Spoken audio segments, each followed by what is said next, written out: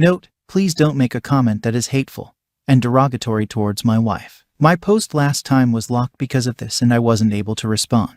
I'm posting this at work, and I only have a few pockets of time throughout the day where I can respond. By the time I was able to respond to my first post, it became locked. I read everyone's replies and thank you to those who responded with good advice. I got a lot of DMs and I wasn't able to respond to everyone, but I did read your messages. However, I did not appreciate the many comments that simply insulted my wife.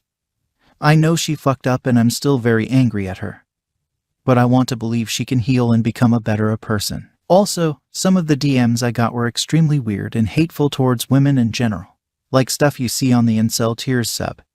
Y'all need more help than me and my wife. There were some common questions I wanted to address to provide additional clarification. How did she avoid jail? I only mentioned the civil case since I felt it was the most appropriate to write about because I was originally angry about our financial situation. There was also a criminal case. Our lawyer thought she would originally have to go to jail for 3 months. However, we were able to get her punishment to be community service instead. She has a lot of community service hours to fill within a year.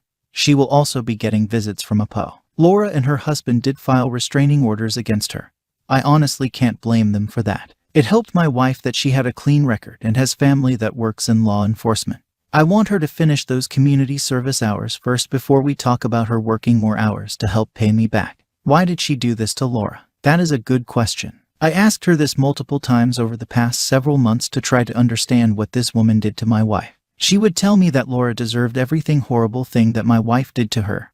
That Laura was a shitty person, a narcissist, a liar, and just overall a scumbag. But she never really gave specific examples. I've been pressing her for more info, and when she told me some specifics it made me feel sick to my stomach. Not because of what Laura did, but because how far my wife decided to go due to some petty things that happened in their friendship. Their friendship ended about 8-9. They had been friends since early in high school years ago, and it was over a man they had both briefly dated.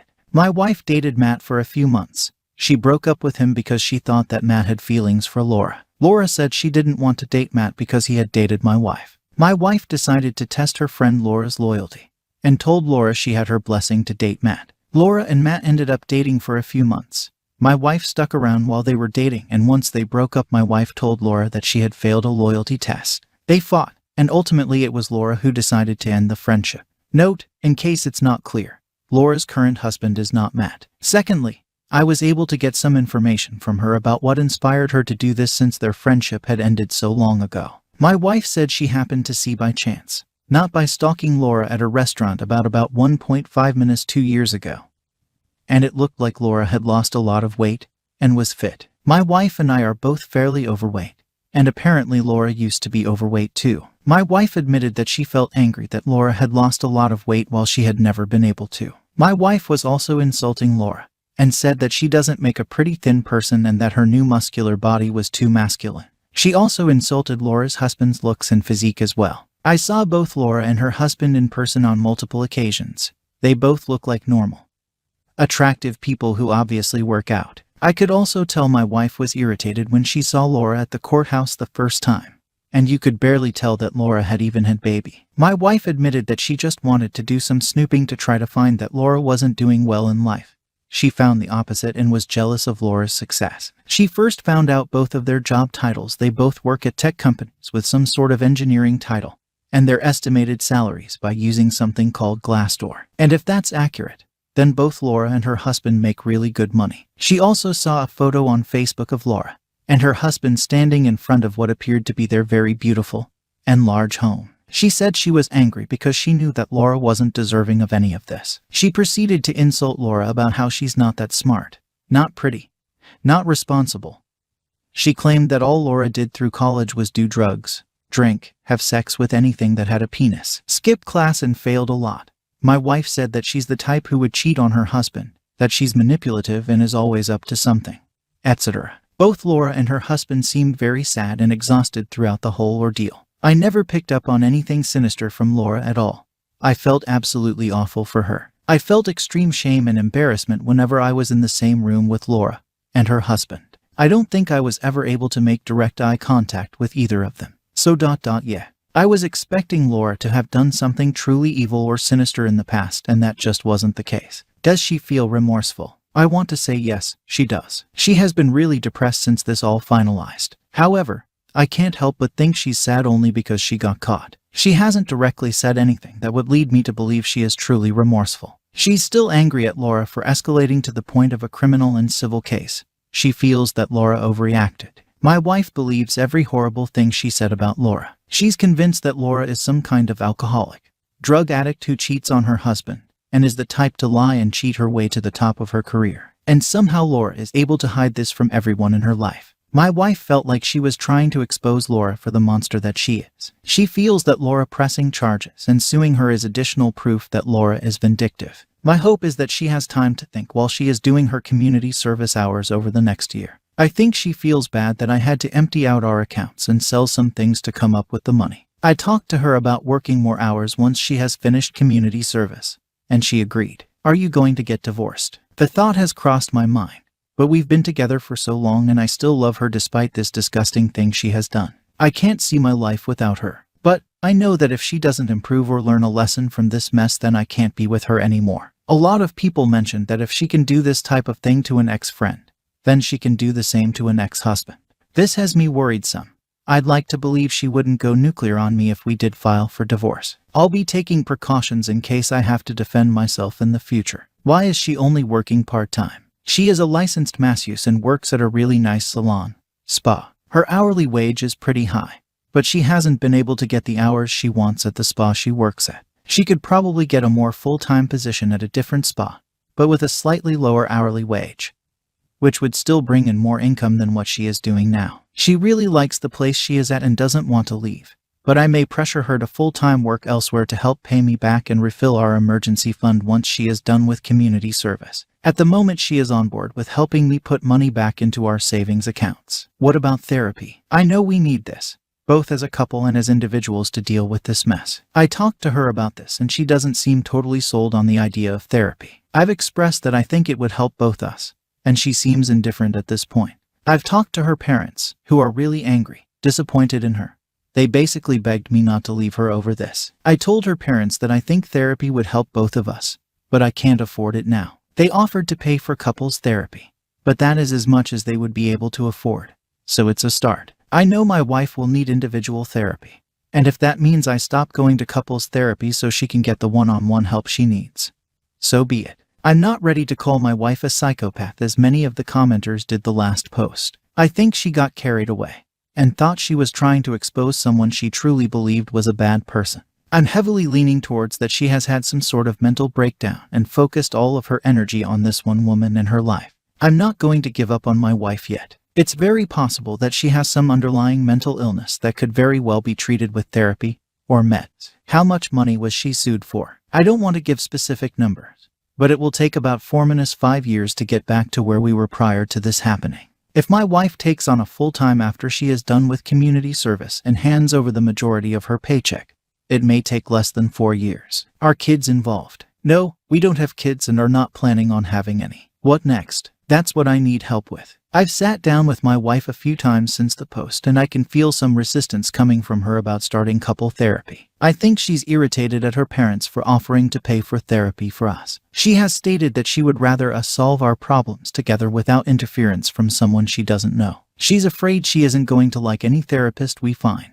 and that the therapist will attack her throughout our sessions. I've tried explaining to her that the therapist isn't there to blame anyone, that they would try to help us, and that it would be a safe space for her to talk and vent about whatever she needs. I've brought up the idea of therapy every night since the post, and each time she has had an excuse along the lines of, "It won't help. The therapist will gang up on her. She isn't going to like the therapist. The therapist won't like her." Or that we can solve our own problems at home. Story 2. I logged on this afternoon to find 300+ replies and messages to my post. I am unbelievably touched by all people who reached out to me, particularly Ufrik Talfay's incredible response, which spoke to me on a level I didn't think possible from a stranger. I'd like to thank each and every single person who took the time out of their day for me. I was so overwhelmed that I've not responded to a single one as of yet, but it is truly appreciated. Now on to the update. It has only been a day or so since I made my post, but it feels like I'd been in that hotel room for weeks, crying in the dark, buried under the covers. At some point this morning, I decided to draw the curtains open and let the sunlight in. I went and sat on the balcony and switched my phone on for the first time. It started ringing within 30 seconds. It was my mother, who burst into tears as soon as I answered. Her and my parents had obviously been desperately worried. This is the longest I have ever gone without contact, and had even contemplated calling the police had I failed to contact them by this evening. My mom informed me that as I was walking out of Sarah's room, down the stairs, and out the front door, Sarah was screaming and wailing that she's sorry. Funnily enough, I didn't hear this. I don't know how. I think I was in such a state of shock that I couldn't process anything around me. Honestly, I can't even remember the drive home. After I shut the door behind me, my mom, who was the only other person at home, rushed into Sarah's room to find her trashing her room and attempting to slash her wrists with a blunt lino cutter. Of all instruments, Sarah used to do a lot of art, obviously. This barely caused a scratch but jump-started my mom into action. She drove Sarah to the hospital, where I understand she underwent some sort of assessment and was kept overnight. She has, incredibly, agreed to undergo treatment for whatever it is that is wrong with her. My mom was surprised she was so complacent on the drive down, willingly entering the car and saying nothing other than asking where I am. Sarah seems resigned and completely deflated. My mom spoke to me at length for the first time in my life about the hardships they had undergone during Sarah's childhood.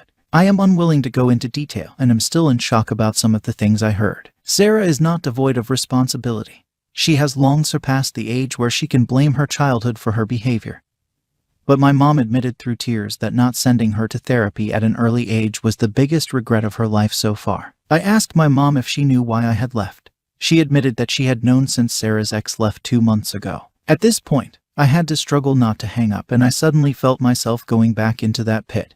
But she begged me to listen. After her ex Harry, I am too drained to invent a name. Hi, Harry left. Sarah told my mom exactly what had happened. It was not the reason for Harry's departure, although he did know about it. Rather, he had had enough of being Sarah's care, and years of begging her to seek help had fallen on deaf ears one too many times. When Sarah informed my mom told Sarah I have to know immediately. Sarah refused to tell me, and I still don't know why she changed her mind in that moment. My dad doesn't know, for anyone wondering, and thinks I've left as I've also finally had enough of Sarah's behavior. Now here is where the home truths came out. I asked my mom if she knew the details. She was reluctant to tell me anything, stating that it had happened and that was all I needed to know. But I told her I refused to step foot in the house until I knew everything. She then proceeded to tell me that a few months before they slept together, Sarah and Jake had kissed at my dad's 60th birthday party. It was a large family gathering with a lot of alcohol involved. I remember Jake getting very drunk with my cousins. Sarah had a crying tantrum prior to arriving as her and Harry had an argument,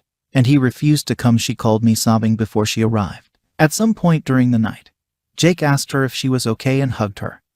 And once again one thing led to another and they shared a kiss in the kitchen. Sarah told my mom that they were both immediately remorseful and vowed never to speak of it again.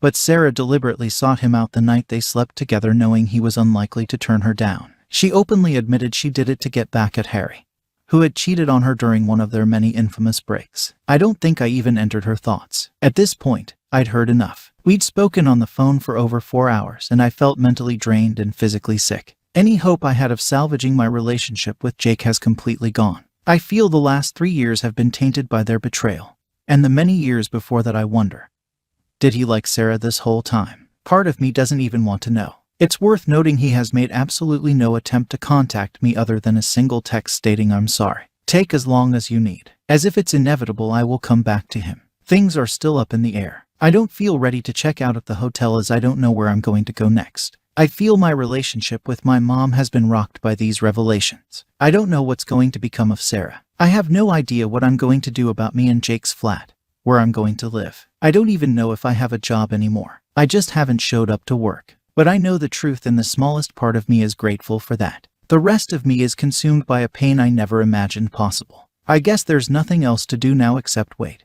and see how things unfold. But reading through your comments and messages have been more help than you can imagine. Thank you, thank you, thank you. And for anyone who has ever experienced symptoms like Sarah's, or has been around someone who is so visibly troubled, I beg of you, seek help before it's too late.